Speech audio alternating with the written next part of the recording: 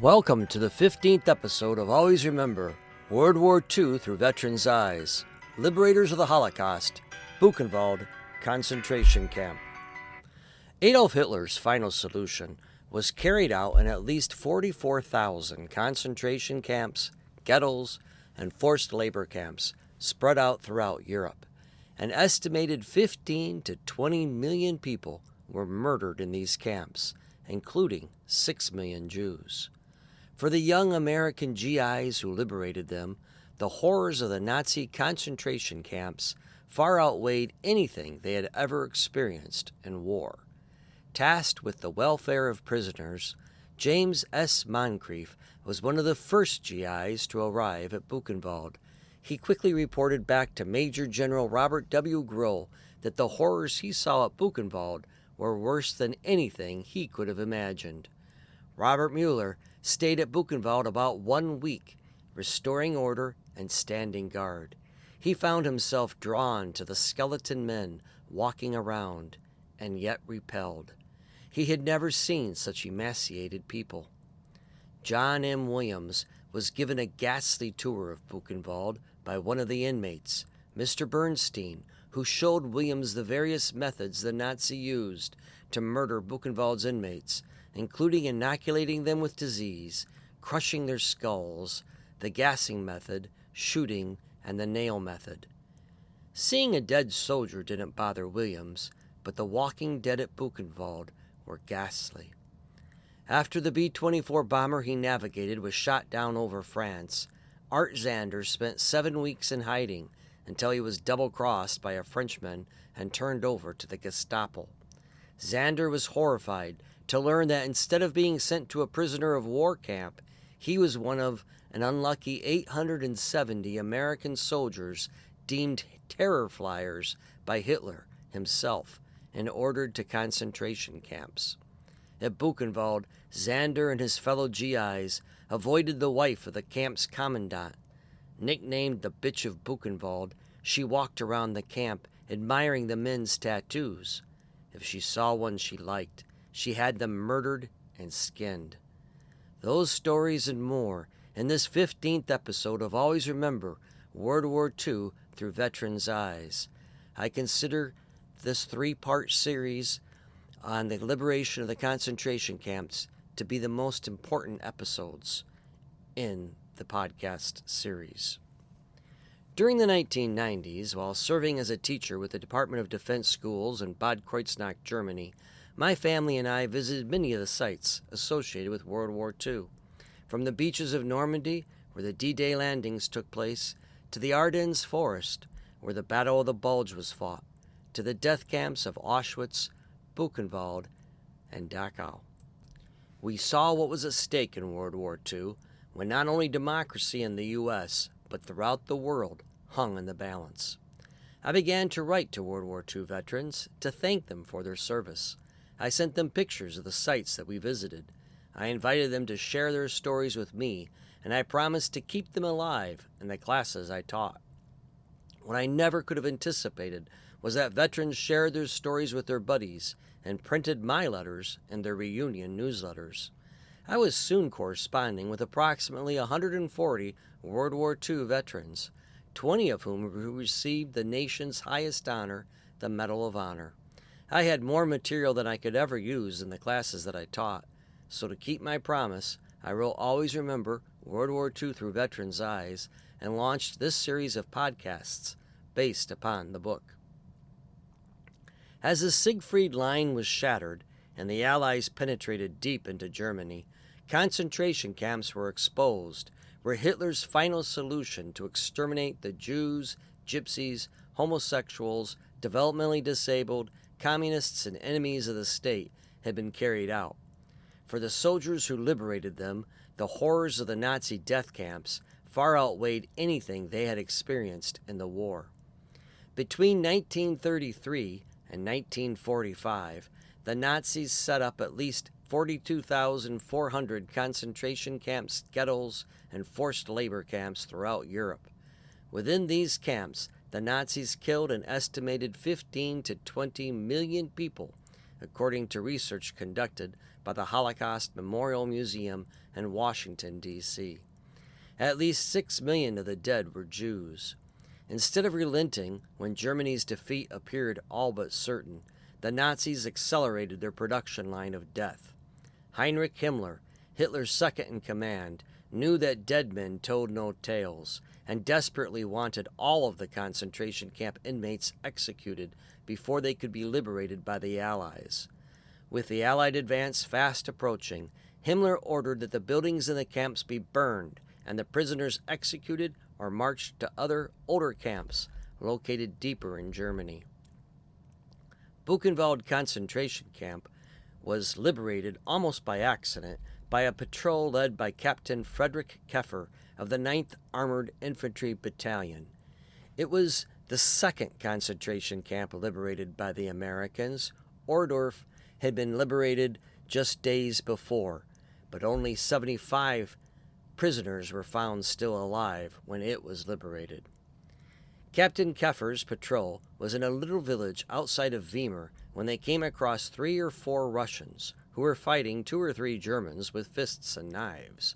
The patrol had a translator who spoke both Russian and German and learned that the Russians had tracked down the Germans who had imprisoned them at a nearby concentration camp. The Russians reported that thousands of prisoners were still located in the camp, too sick or weak to escape, just 10 to 15 miles from where they were. After hearing this with his and clearing it with his commander, Captain Frederick loaded the Russians into his scout car and had them direct him to the camp. Upon arrival, Captain Keffer found thousands of emaciated prisoners in desperate need of medical attention. Captain Keffer sent an urgent radio message, which was relayed through Combat Command Headquarters all the way up to Division Headquarters of the 6th Armored Division. James S. Moncrief of Charlotte, North Carolina, was a G1 personnel officer to the General Staff of the Commanding General, Major General Robert W. Grohl.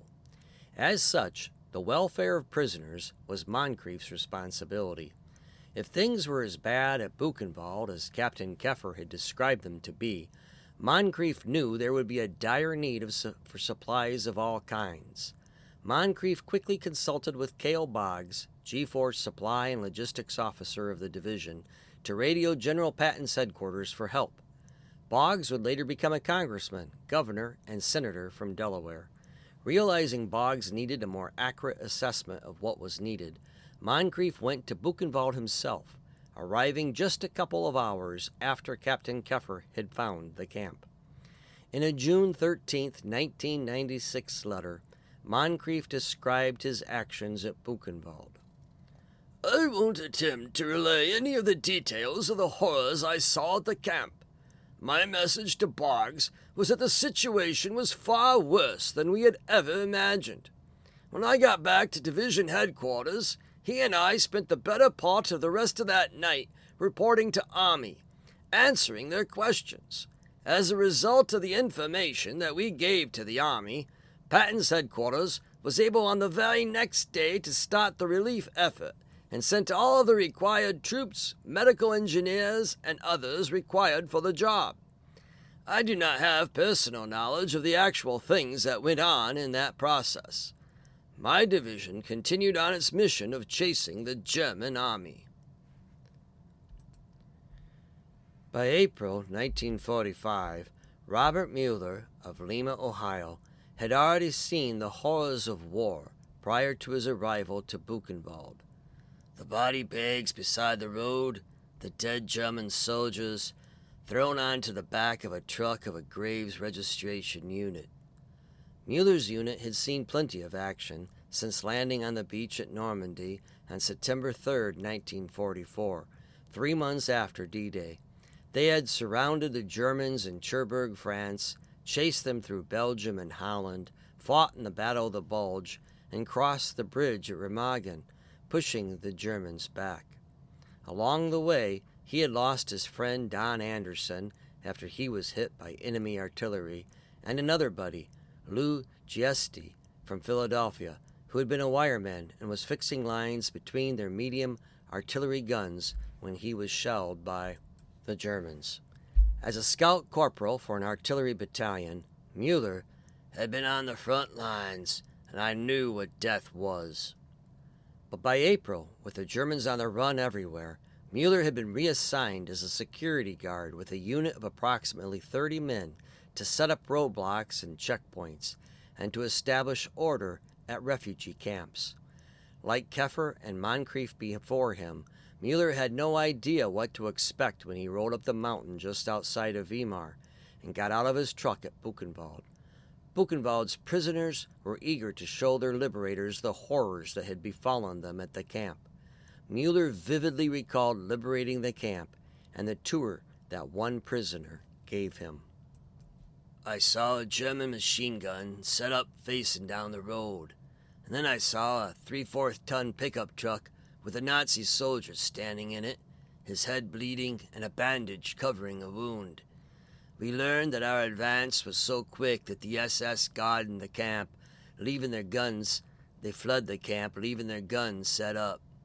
This SS guard had tried to hide among the prisoners, putting on one of their uniforms. He was recognized and beaten by the prisoners, but we rescued him. I recall going to the prison gate with several friends, and 2 prisoners came up from inside. They offered to take us for a brief tour. Both spoke excellent English.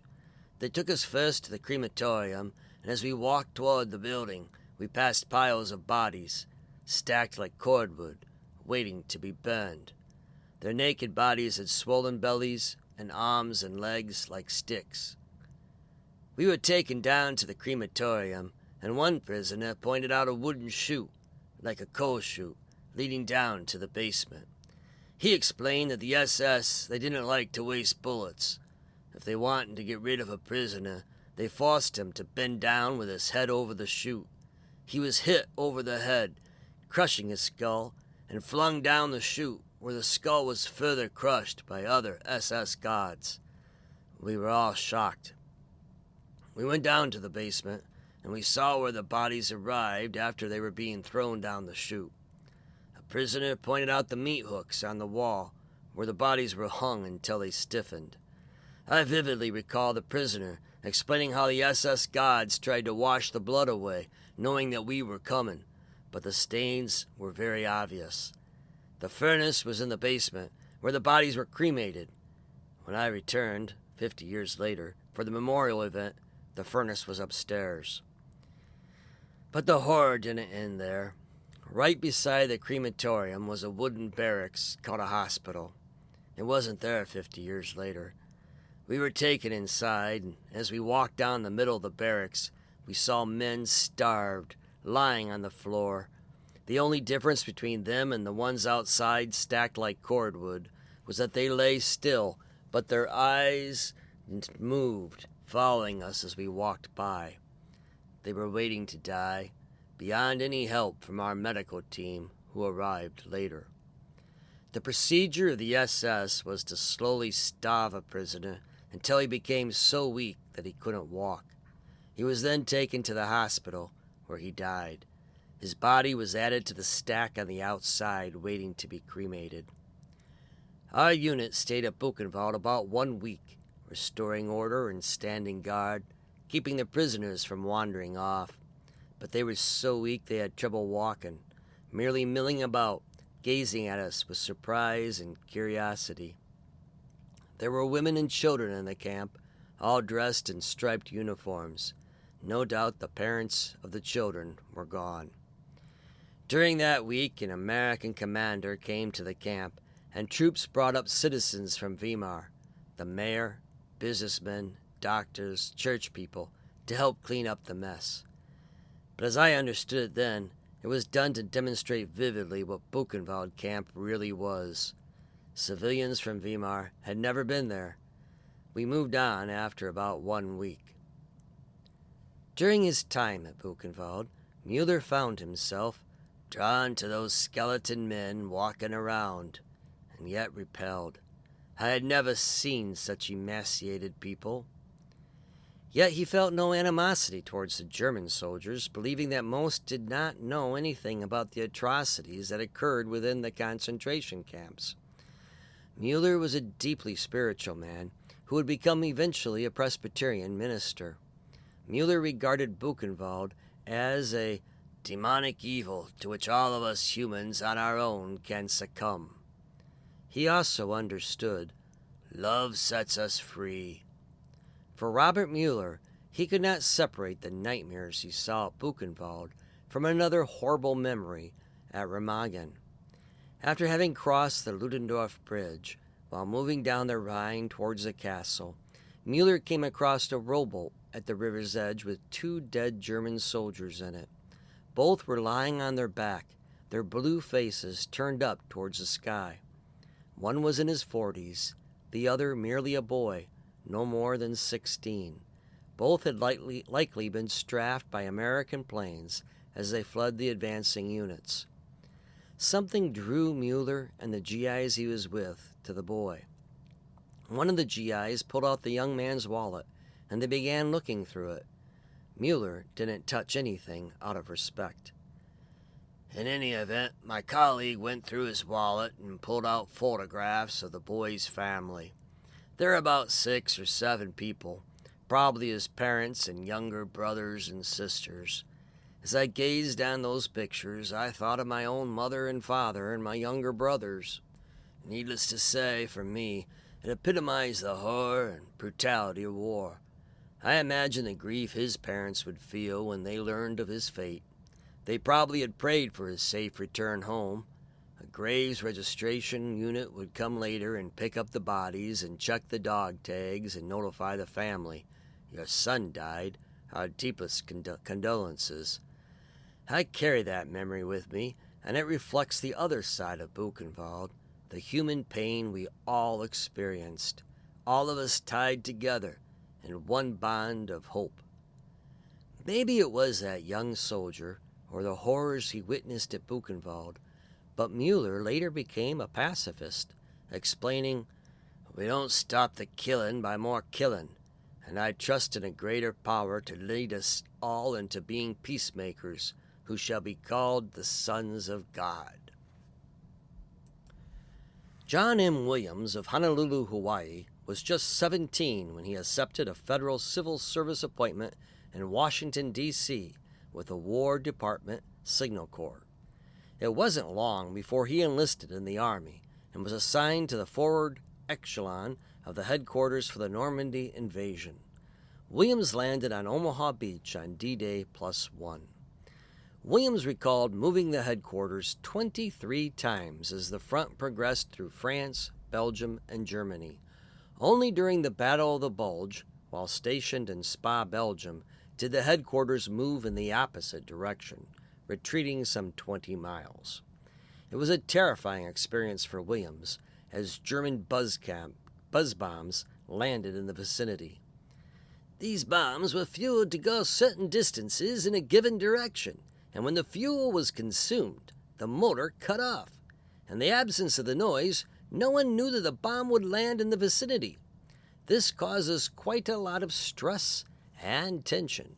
I believe this is the only time I ever spent 72 hours without any sleep at all.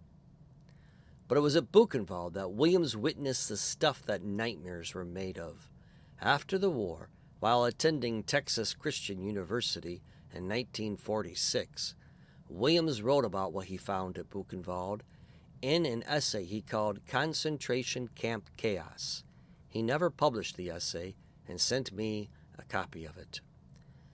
The air was crisp, and the sun was peeping over a range of Germany's majestic mountains on the spring morning when I left my headquarters in that country for a reconnaissance trip.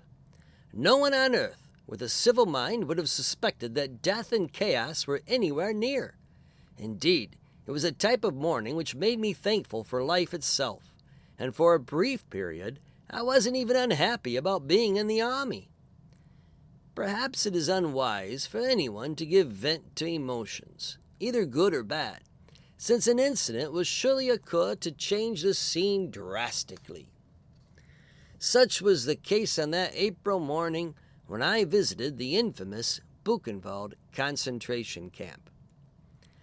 Our reconnaissance party drove from Bad Wildungen to Weimar, Germany, to inspect the signal installations for a new army command post. After our official mission was completed, we decided to view the notorious Buchenwald death camp, which was near Weimar. To see a dead man is not horrible.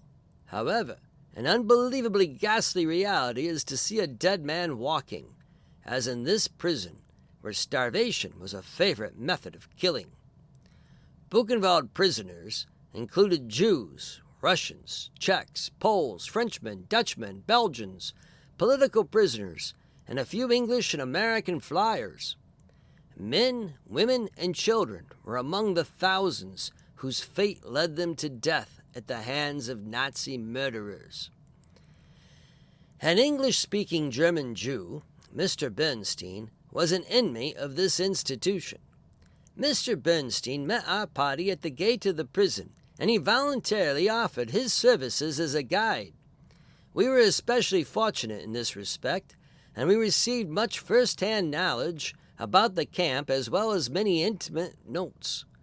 Bernstein had been a chemist in civilian life, and therefore he was assigned to the Buchenwald Hospital laboratory, where inmates were inoculated with toxin and disease germs.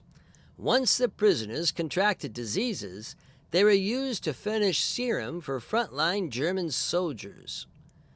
Bernstein assisted with this work, which was supervised by Nazi stormtroopers. The Jew told us that his knowledge of chemistry saved his life, inasmuch as he treated some of the dead bodies, making them non-poisonous.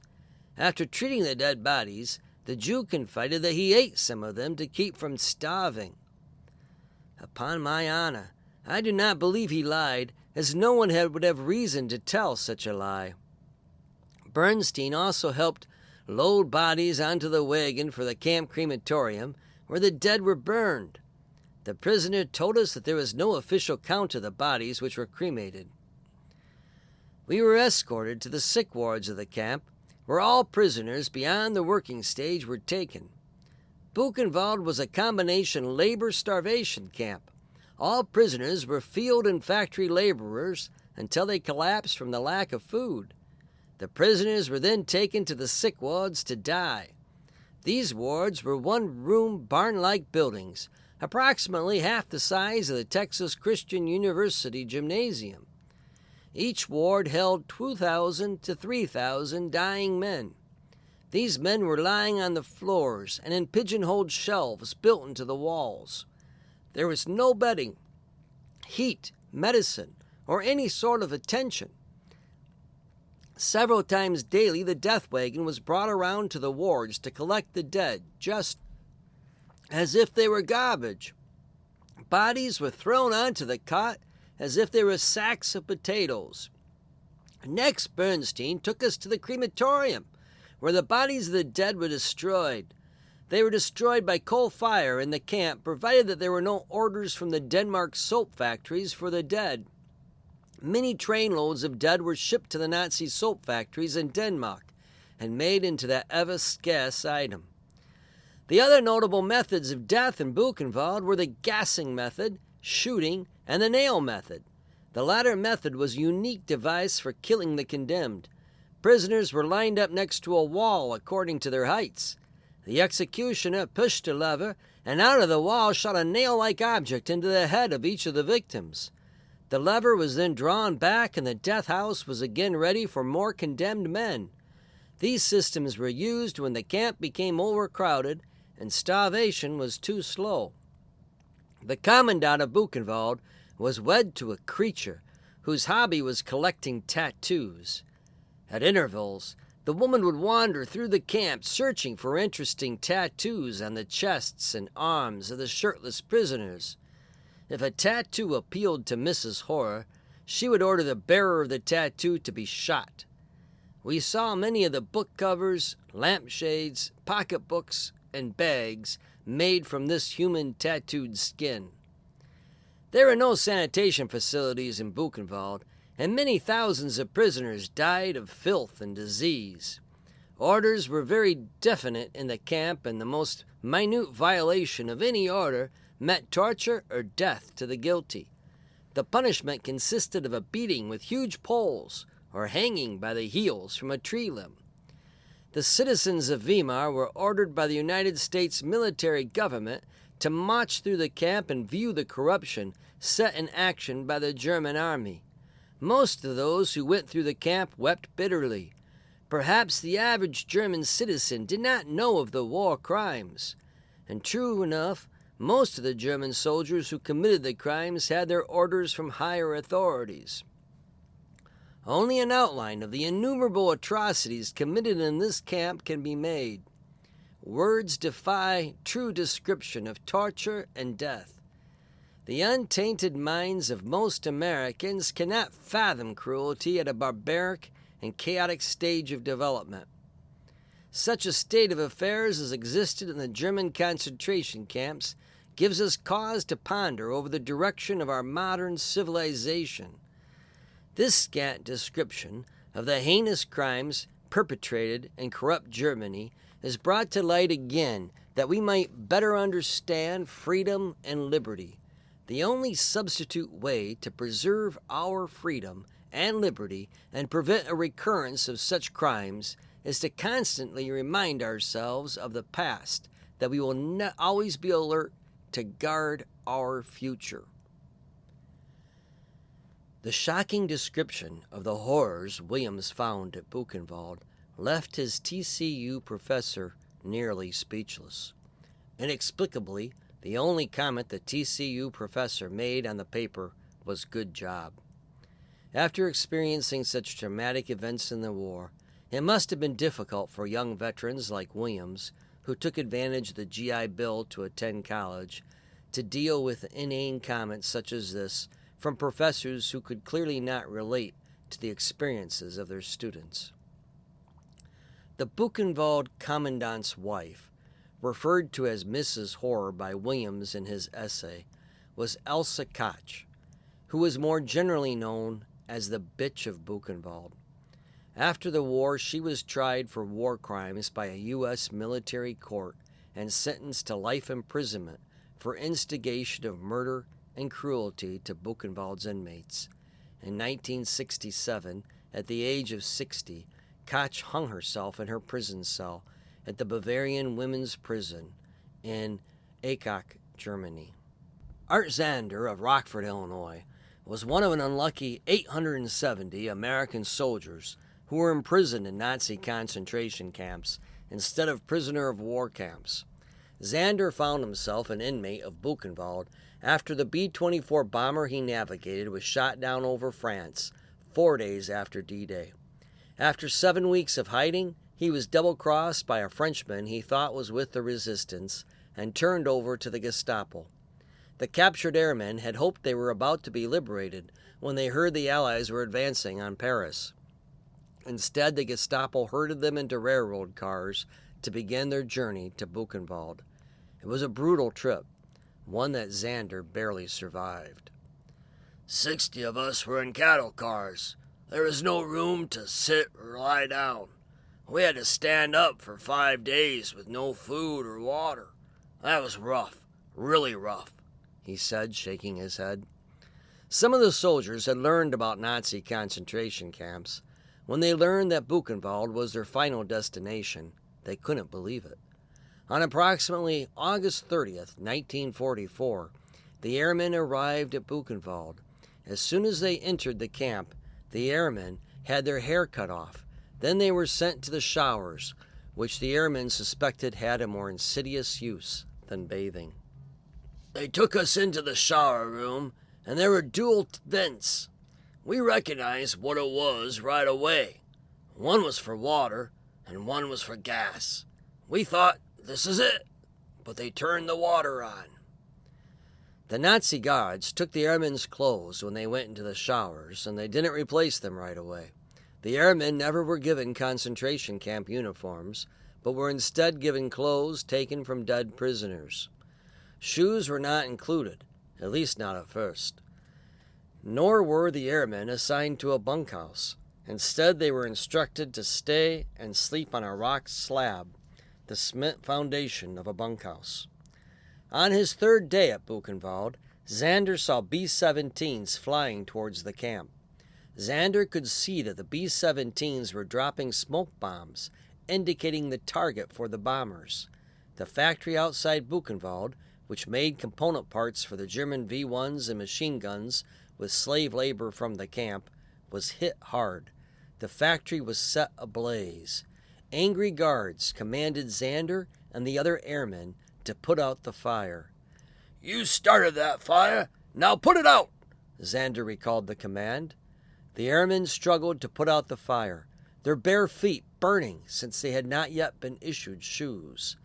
The camp was filled with Russians, gypsies, Jews, political prisoners, Catholic priests, and homosexuals. The American airmen, who had been labeled terror fliers by Hitler himself, were treated the same as the rest of the prisoners, with one exception. The Nazis did conform with the Geneva Convention in not forcing the airmen to work in their factories. The Russians were not so lucky, and they seemed to be treated the worst by the Nazi guards. The Soviet Union had not accepted the Geneva Convention, and therefore their POWs were not recognized as a part of it. During his captivity at Buchenwald, Zander lost 55 pounds.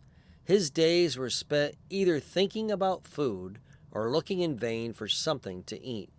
Zander survived on bread made from sawdust and soup consisting of beet tops and maggots. He also benefited from the generosity of some fellow prisoners, policemen from Denmark, who shared vitamins and crackers with fresh butter that they had received in care packages. "I don't think we would have gotten out of there without the kindness of our Danish friends," Zander said. Executions occurred daily. The gas chambers were working all the time. I could tell when they were burning bodies by the smell and by the black smoke, Zander told the author. The prisoners were always concerned about those whose name were going to appear next on the list for the crematorium. Escape was nearly impossible, though some prisoners still tried. The penalty, when they were inevitably caught, was death. 3 guys attempted to escape, and they were caught. They made the whole camp assemble to see them get hanged, Zander recalled. Elsa Koch, the bitch of Buchenwald, was also seen frequently walking around the camp. If she liked the tattoos on a guy, she had him killed, and she had him skinned, and she made a nightshade for herself, Zander recalled.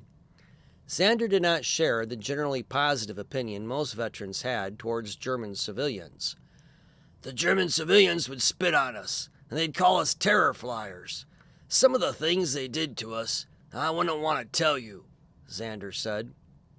He also did not believe that the civilians who lived near Buchenwald were ignorant of what was taking place within the camp. I don't know how they would live that close and not know what was going on, he explained. What did they think they were making with all that smoke? Did they think it was a factory? Hitler had intended to execute the terror fliers, but Hermann Göring, commander of the Luftwaffe, is said to have interceded on their behalf out of chivalry for the Air Force. After about 4 months, the airmen were moved to a prisoner of war camp, Stalag 3, where conditions improved markedly. For example, Red Cross parcels were regularly delivered to the POWs. Occasionally you had a whole parcel all to yourself. Then sometimes 4 or 5 men had to share one, depending on how many were getting through, he recalled.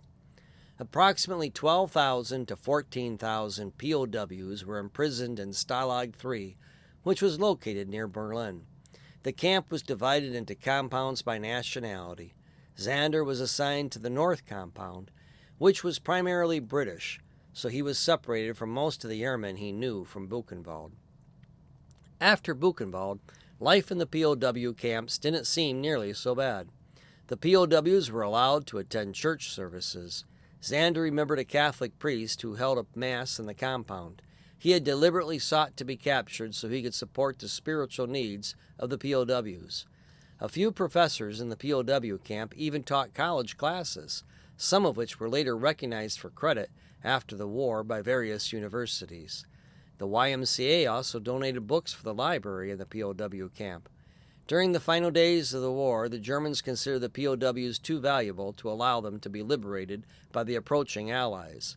Like POWs at other camps, Zander was forced to go on a 5 to 6 day march to another camp.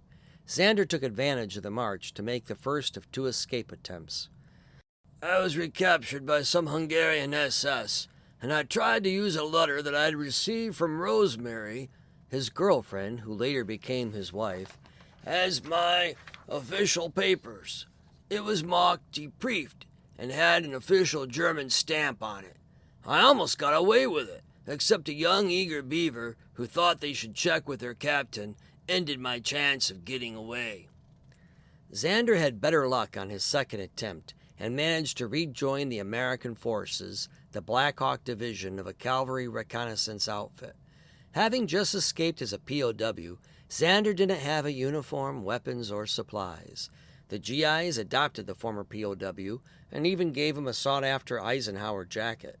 Zander then went to the quartermaster in charge of supplies. When Zander told him what he needed, the quartermaster scolded him, telling him, "You guys are all looking for this stuff for nothing." The quartermaster seemed more interested in hoarding the supplies for himself, rather than making sure a fellow soldier was fully equipped. I listened to him a little bit, and then I told him that while he was sitting on his ass for the past several months, we were getting shot at. I told him what I thought of him. A colonel heard me and said that guy has needed that for a long time. The colonel then invited Zander to have dinner with him. After the war, the 68 American airmen who were held as prisoners at Buchenwald were never recognized as having been there by the U.S. government and were therefore denied concentration camp reparations. As a result, the 68 airmen filed a class action lawsuit against the United States government. Zander, who was included in the suit, was particularly disgusted when he was forced to get a passport just to prove that he was an American citizen.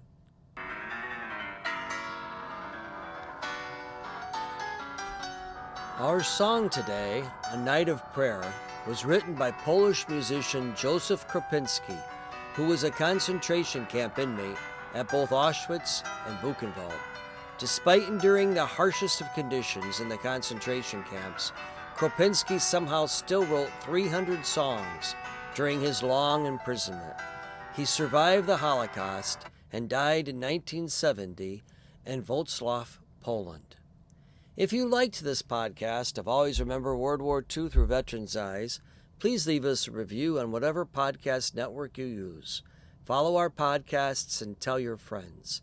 New episodes come out bi-weekly. This was part 1 of a 3-part episode on liberators of the Holocaust. Our next episode will feature the liberation of Dachau concentration camp, and our 3rd episode will feature the liberation of satellite camps, and there were many, many satellite camps. Please be sure also to check out our website for pictures of the veterans whose stories were told in this episode, as well as pictures of the liberation of Buchenwald. Thank you for joining us and for remembering our World War II veterans.